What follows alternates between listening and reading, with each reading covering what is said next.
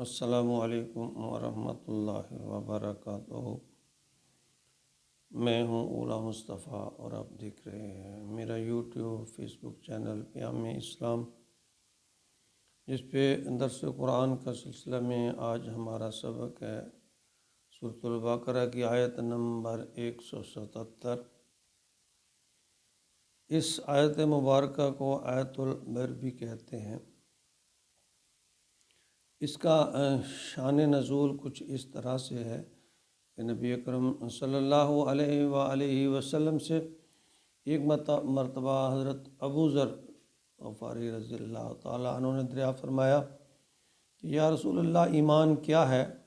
تو آپ نے یہ آیت تلاوت فرمائی، اعوذ باللہ من الشیطان الرجیم، بسم اللہ الرحمن الرحیم، لیس البر ان تولوا وجوہکم قبل المشرق والمغرب ولکن البر من آمن باللہ والیوم الآخر والملائکہ والکتاب والنبیین وآت المال علی حبہ ذوی القربى والیتامى والمساکین وابن السبیل والسائلین وفی الرقاب واقام الصلاة وآت الزکاة والمؤفون بعہدہم اذا عاہدوا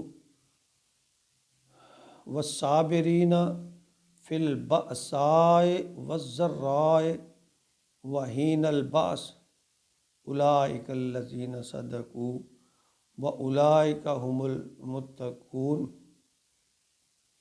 اس آیت مبارکہ کو چونکہ یہ طویل ہے، دو حصوں میں تقسیم کیا ہے۔ آج ہم اس کے پہلا حصہ کا ترجمہ اور تشریح کرنے کی کوشش کریں گے۔ یعنی لوگوں کے ذہن میں نیکی کے مختلف تصورات ہوتے ہیں۔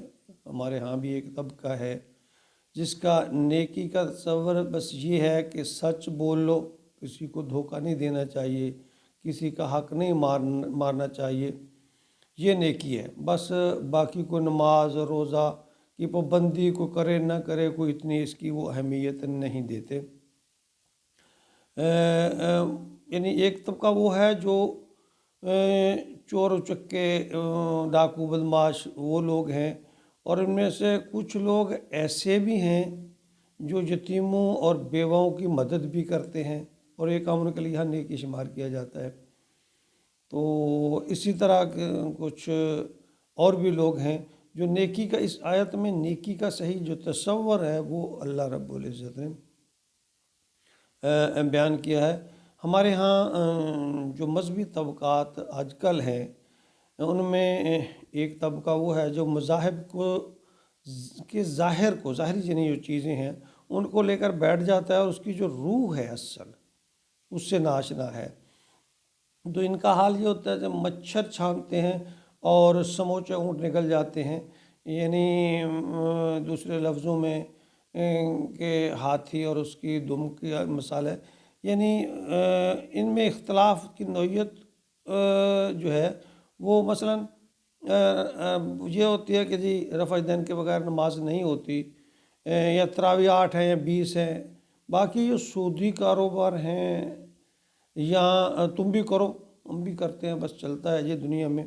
تو جہاں بس ان ایک ہے کہ حنفیت یا اہل حدیثیت پہ آنچ نہیں آنی چاہیے، باقی جو کام ہے نا وہ بس تم بھی کرو ہم بھی کریں، بس جو چند جو زیادہ اختلاف ہے فروعی قسم کے، ان کو بہت زیادہ ان پہ زور دیا جاتا ہے۔ تو لیس البر ان تولوا، نیکی یہ نہیں ہے کہ تم اپنے چہرے کو پھیر لو، وجوہکم چہرے کو پھیر لو، قبل المشرق والمغرب، مشرق کی طرف یا مغرب کی طرف۔ اللہ رب العزت فرماتے ہیں کہ صرف اس میں ہی نیکی نہیں ہے کہ تم اس چیز پہ ہٹ جاؤ، اور اس آیت کا تعلق جو ہے وہ تحویل قبلہ سے بھی ہے۔ اللہ فرماتے ہیں کہ صرف یہی نیکی نہیں ہے، یعنی اس کی نفی نہیں کی گئی یہ نہیں کہا گیا کہ یہ کوئی نیکی نہیں، بس یہ کہا گیا ہے کہ صرف یہی نیکی نہیں ہے، ٹھیک ہے نا۔ وَلَٰكِنَّ الْبِرَّ، بلکہ نیکی تو اس کی ہے، من آمن باللہ، جو اللہ پر ایمان لائے، والیوم الآخر، اور آخرت پر ایمان رکھتا ہو کہ قیامت آئے گی اور اس دن حساب کتاب ہوگا، اللہ کے ہاں پیش میں ہوں گے، میزان لگے گا۔ والملائکت، اور ملائکات پر کہ جو اللہ تعالیٰ نے اس مخلوق جو ہے پیدا کی ہے، نوری مخلوق، اللہ نے ان کی ڈیوٹیاں لگائی ہیں، یا جو جو کام ان کے سپرد کیے ہیں وہ اپنے اپنے ڈیوٹی سر انجام دے رہے ہیں۔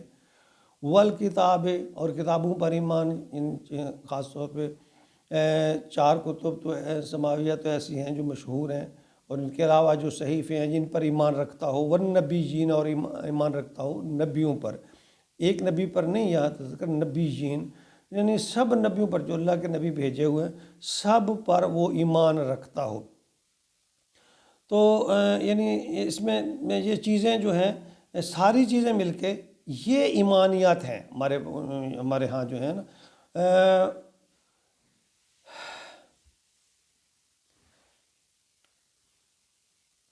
یعنی نیکیوں کا جو ماڈل ہے یا جو آئیڈیل ہے وہ اسوہ رسول ہونا چاہیے، کہ ایسا نہ ہو اس میں اونچ نیچ نہ ہو، جو اصل نبی اکرم صلی اللہ علیہ وسلم کا جو طریقہ ہے وہ اصل ہونا چاہیے اور اسی کی پیروی ہونی چاہیے۔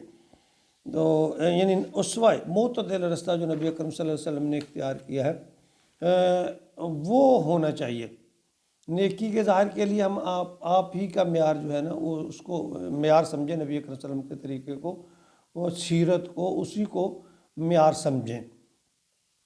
تو آگے فرمایا وَآتَ الْمَالَ عَلَىٰ حُبِّهِ، اور وہ خرچ کرتے ہیں اپنے مال کو اس کی محبت کے باوجود، یعنی مال سے ہر کسی کو محبت ہوتی ہے۔ اللہ فرماتے ہیں کہ مال سے محبت ہونے، محبوب مال ہونے کے باوجود اللہ کی راہ پہ خرچ کرتے ہیں۔ یا ایک بات اور بھی ظاہر ہوتی ہے کہ جو محبوب مال ہے اس کو خرچ کرنا چاہیے، جو پیارا مال ہے، جو آپ پسندیدہ مال ہے اس کو خرچ کرنا چاہیے۔ تو اگلی سبق میں ہم اس پہ مزید بحث کریں گے کہ کہاں کہاں مال خرچ کرنا ہے۔ انشاءاللہ اگلے سبق میں ہم اس آیت مبارکہ کی مزید ترجمہ و تشریح کرنے کی کوشش کریں گے۔